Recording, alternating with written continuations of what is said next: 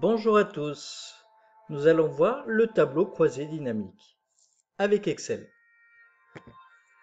Regardons les compétences. Automatiser la création d'un tableau croisé dynamique, créer un tableau croisé dynamique à partir de multiples sources de données, personnaliser les calculs dans ce tableau, manipuler les données du tableau croisé dynamique et optimiser la présentation de son tableau croisé dynamique, construire son tableau croisé dynamique et créer un graphique. Alors, nous allons voir tout d'abord qu'est-ce qu'un tableau croisé dynamique. Dans sa définition, c'est un tableau qui permet de composer rapidement un tableau synthèse à partir d'une base de données.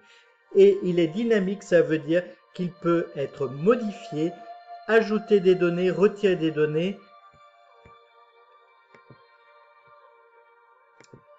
Ses fonctionnalités, le tableau croisé dynamique permet de réorganiser les données dans Excel. Il permet de créer des tableaux récapitulatifs qui donnent une vue d'ensemble des données, de réorganiser une liste afin de discerner les relations de cause à effet entre les ensembles de données, de filtrer les données afin de n'afficher que les chiffres les plus significatifs. Alors nous allons partir d'un cas concret. Vous travaillez dans l'entreprise Eureka en tant qu'assistant manager commercial dans une entreprise qui exporte dans plusieurs pays d'Europe. Votre chef vous remet un extrait des ventes trié par pays et par représentant. Afin de bien mener à bien la réunion commerciale, vous souhaitez utiliser le tableau croisé dynamique.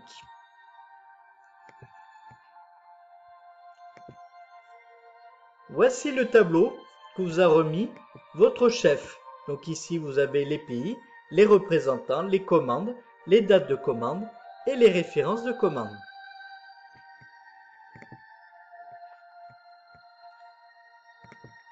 Alors, comment utiliser le tableau croisé dynamique? Tout d'abord, allez dans Insertion, Tableau croisé dynamique, puis sélectionnez les données.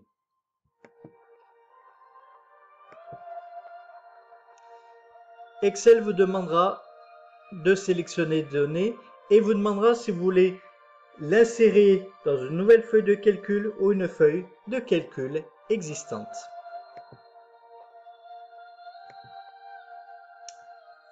Voici la création du tableau. Vous avez les données, pays représentant commande, date de commande, et vous avez 4 cases qui apparaissent.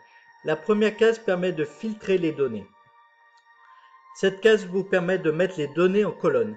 Celle-ci vous permet de les mettre en ligne et celle-ci vous permet de réaliser les calculs.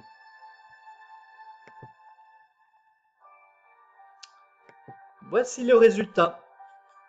Donc ici, on a coché les données qu'on a mis ici, on les a réparties en filtre par pays. Donc ici, mes données sont filtrées par pays. Les dates de commande sont en colonne. Mes représentants sont en ligne et mes commandes sont réparties.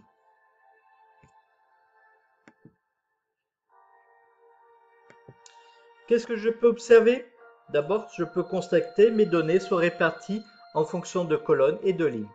Ensuite, quelle est l'utilité de cette fonctionnalité? Elle m'a permis de trier, classer mes données afin de les mieux exploiter.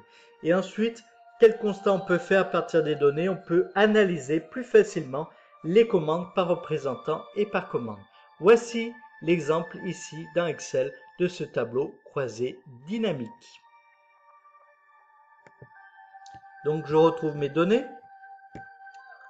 Ici, je vais utiliser tableau croisé dynamique qui va me demander quelle plage je veux utiliser, quelles données. Je vais toutes les utiliser.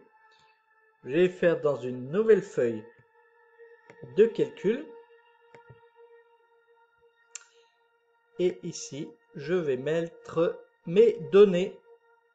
Donc représentant ici en ligne, mes commandes en valeur et mes dates de commande en colonne.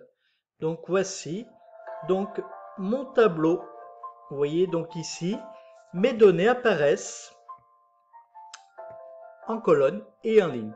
Et ainsi, c'est beaucoup plus facile d'avoir une visibilité. Par exemple, sur la journée du 17 juillet, je peux voir ici qu'il y a eu 3 commandes et je peux voir les représentants qui les ont réalisées. Je peux faire un filtre par pays.